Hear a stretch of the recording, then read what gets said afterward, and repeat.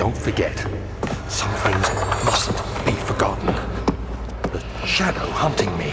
I must hurry. My name is Daniel. I live in London at Mayfair. What have I done? This is crazy. Don't forget. Don't forget. I must stop him. Focus. My name is... I am Daniel.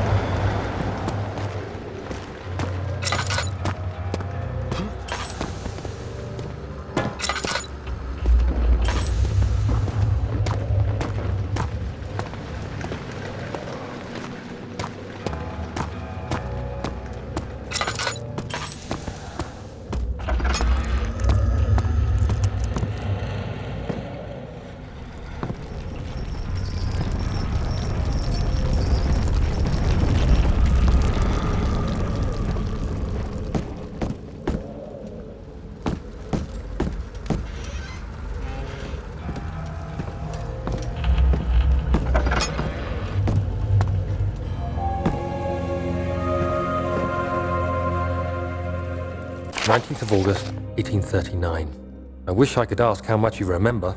I don't know if there will be anything left after I consume this drink. Don't be afraid, Daniel. I can't tell you why, but know this. I choose to forget. Try to find comfort and strength in that fact. There is a purpose. You are my final effort to put things right. God willing, the name Alexander of Brennenburg still invokes bitter anger in you. If not, this will sound horrible. Go to the inner sanctum, find Alexander, and kill him. His body is old and weak, and yours, young and strong. He will be no match for you. One last thing. A shadow is following you. It's a living nightmare, breaking down reality.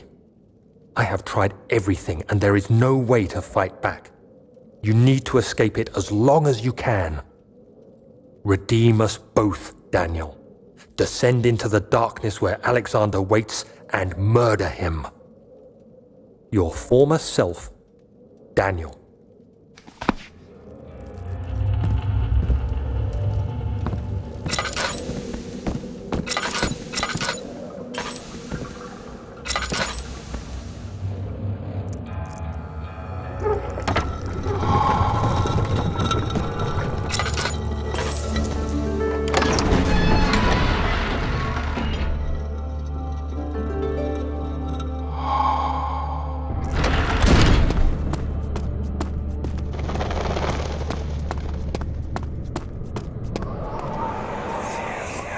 Alexander, is it inside the castle? In a manner of speaking. Come, bring the lamp. You've been to the refinery, have you not? I don't believe I have. Is it connected to the... what did you call it? The inner sanctum. My most precious chamber, Daniel. And it lies well beyond the refinery. In fact, it lies beneath the very stone of Brennenburg.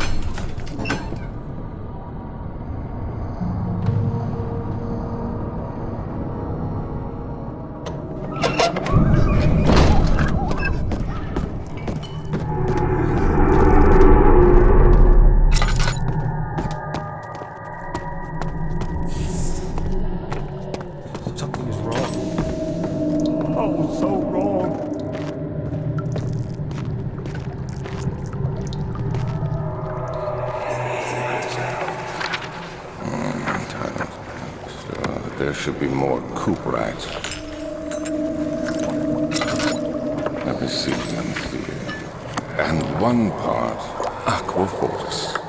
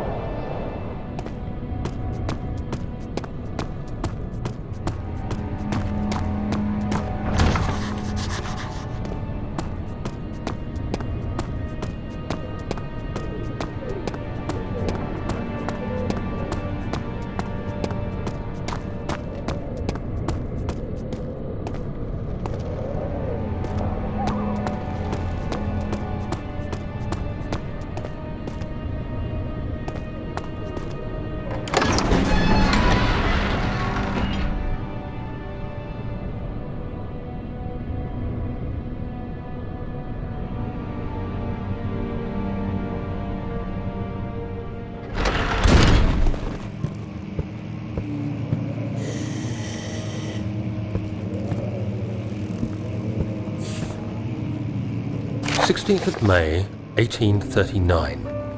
The unflinching African sun has continued to plague our expedition, making it impossible to dig until dusk. How Professor Herbert managed to find the location in these vast plains of nothingness remains a mystery to me. When I asked him about the tomb again, he told me about the legend of Tin Hanan, the mother of us all. An interesting story in its own right, but I can't help feeling there's more. Later that evening, we uncovered a passage beneath the dunes leading to a sand-covered stone structure. The professor was confident it was the tomb we sought and ordered the others to clear the way late into the dark, cold night. Tomorrow, I shall lead the men into the ancient structure, hoping to reach the burial chamber.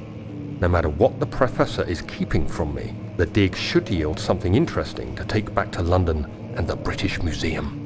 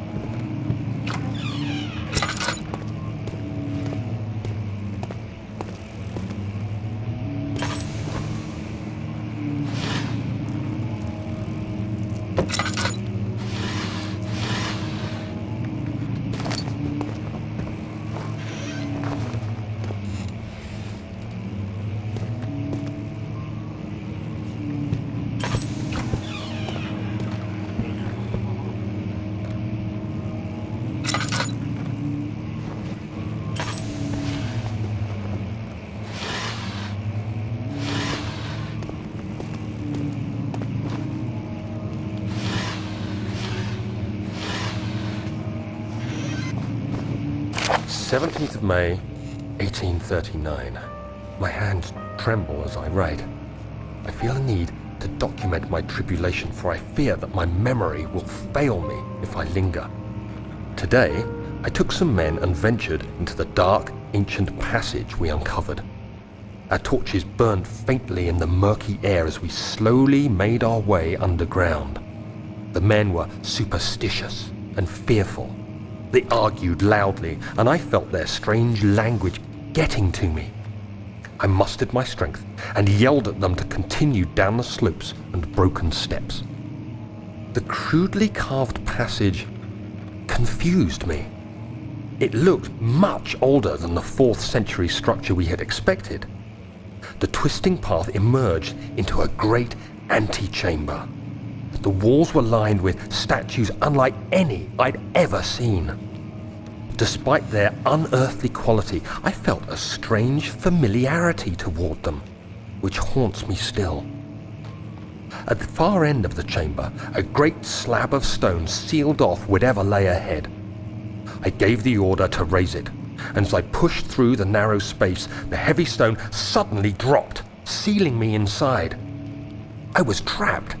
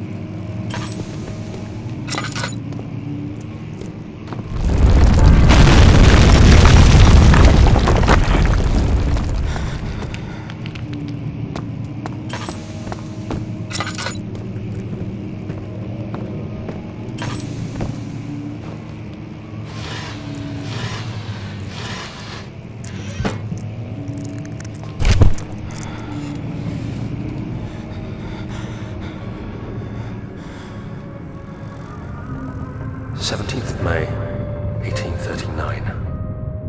After pounding the unforgiving stone wall for what seemed like an eternity, I realized it was hopeless. I was trapped. I fell to the ground, gasping for air, trying to focus. That's when I saw a faint blue shimmer. My weakened body was heavy to carry, but I managed to push myself toward the enchanting light. It was waiting for me. Enclosed in dark nothingness, I felt myself drawn to the mystic light. I reached out, closing it in my hands. The faint glow escaped my fingers and began to spark brightly and spirit me away, unlocking alien memories of spiraling towers, endless deserts, and impossible geometry. The next thing I can remember is the grating sound of stone being lifted, the voices of the Arabs pulling me to safety, and grasped firmly in my hands was the broken pieces of a most peculiar relic.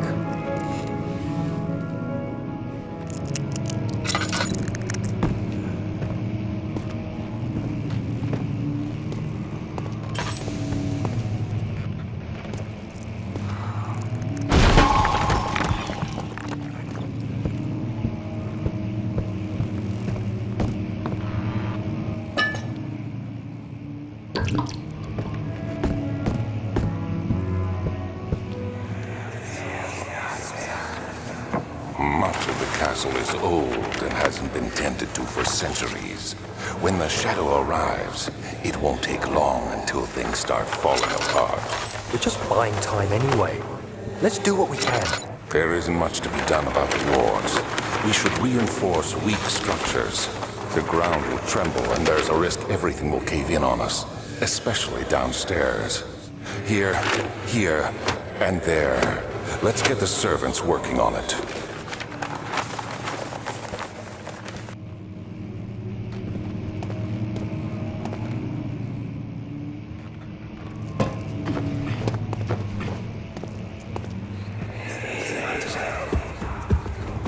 You have to be swift when you activate the first one. You hear that? If it stops, you'll have to start over. Isn't all this a bit excessive? You can never be too careful, Daniel.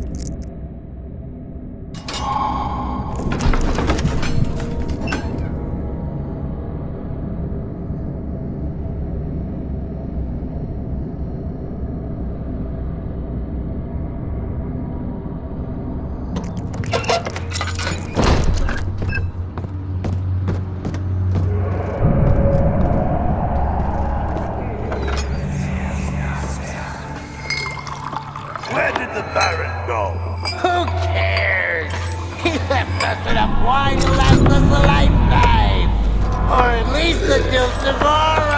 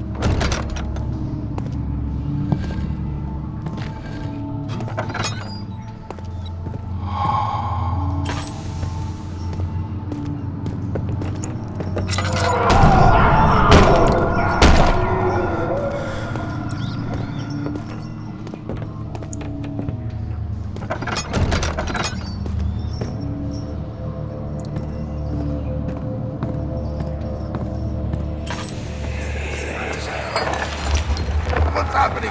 Oh, feels like my chest is going to burst. Oh. My God! Wilhelm, do something! Accept it. We're not getting out of here alive. How can you say that? Alexander, you piece of shit! Let us out of here!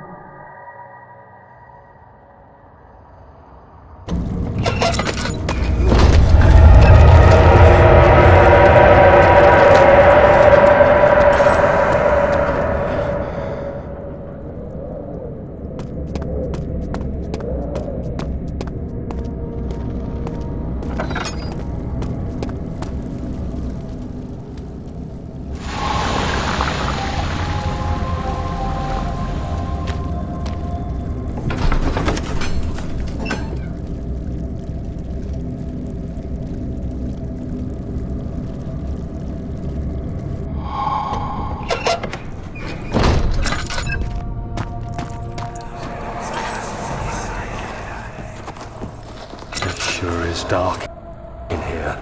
Yes, and there's a good reason for it. But you can light the lamp now if you wish. What's the reason? For the darkness, that is. Stay close. Be careful not to stray. What's the reason? Why is it so dark? Pay attention, Daniel. It's important that you keep going straight and make sure not to stray.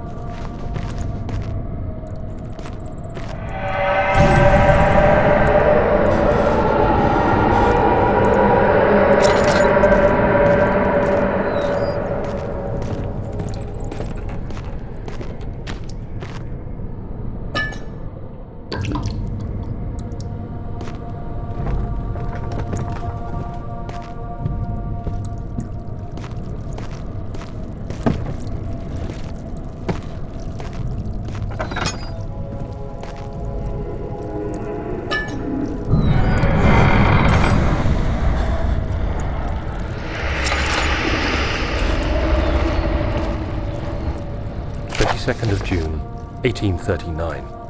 It's been more than a month since my last entry.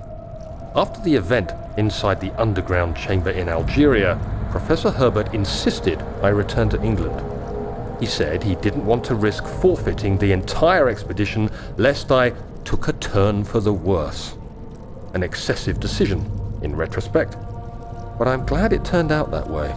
I found my journal this morning in the haphazard collection of things brought home from Africa.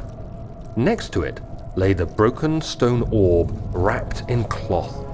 I tried to assemble it, but couldn't. The pieces wouldn't fit together, as if they weren't from the same object. Could I have imagined it all? Was there ever a complete orb?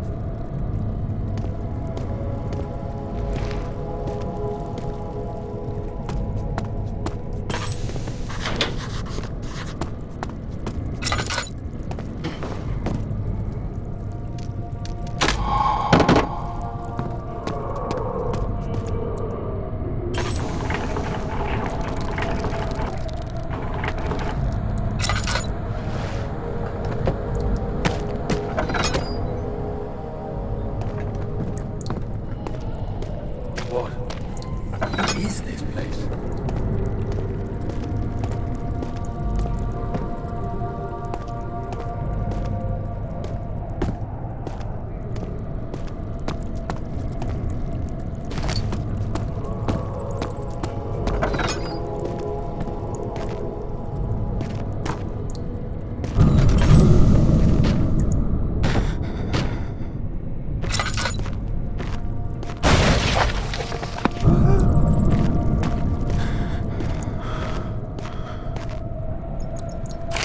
June 1839. I feel the need to continue this journal, even though it was intended for my journey to Africa. This must be something very important. I just know it. I've taken it upon myself to piece the orb back together, but it's been more difficult than one might think. The pieces are behaving strangely. They seem to change color, shape, and texture, but ever so slightly.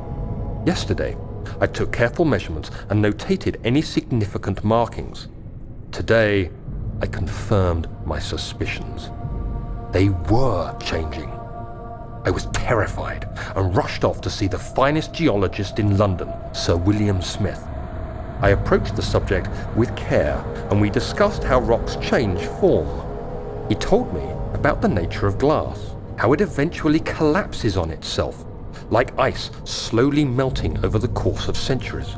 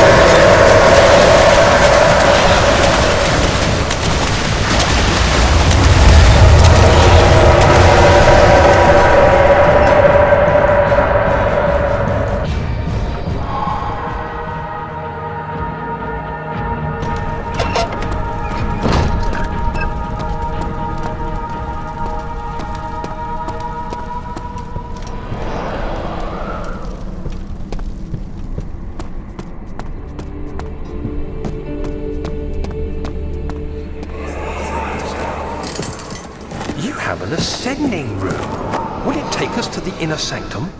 It will definitely take care of the vertical part of our journey. So, you have ridden an elevator before? Yes, the Colosseum at Regent's Park has one. It takes you to the gallery where you can view the panorama. Good. This ride might be a little longer, and in the other direction.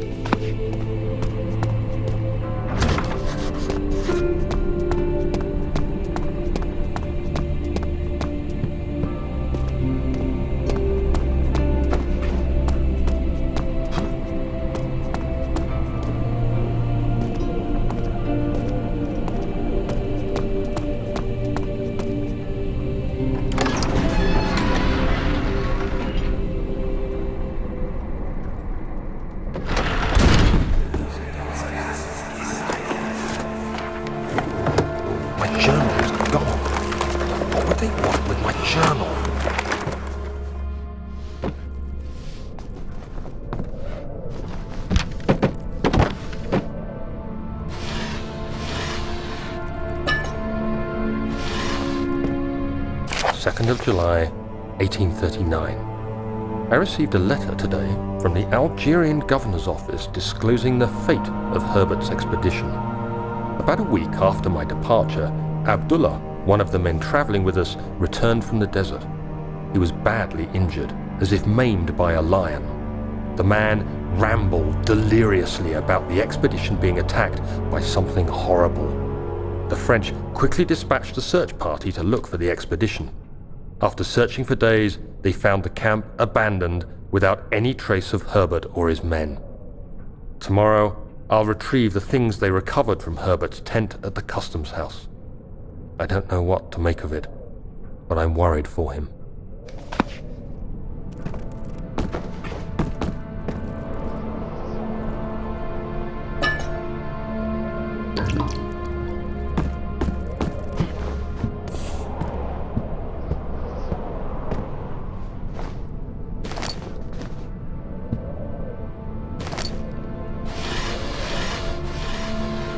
Third of July, 1839. Today I picked up Herbert's things at the customs house.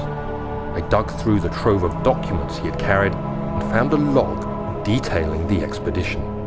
The nature of this text ranged from quick notes to colourful accounts of transpired events. I skimmed the pages, trying to figure out what might have happened. May 17th, the day I was trapped inside the orb chamber, Herbert dryly states, "Recovered Daniel after 1 hour of entrapment." This confused me greatly. I was suffocating within minutes. How could I have lasted an hour? I continued reading the peculiar text.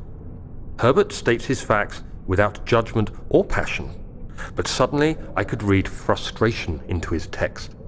He pushed his men to investigate the underground tomb, an effort which seems to have strained the minds of his men.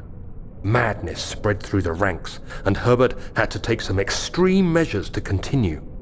He finally visits the chamber himself, where he retrieves the orb to the surface.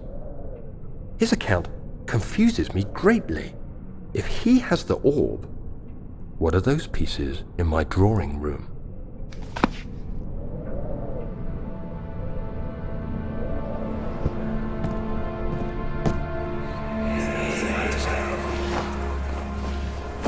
Daniel, What? still having nightmares, I see. Yes, I can't shake them. They come every night. We'll put a stop to them. You'll see.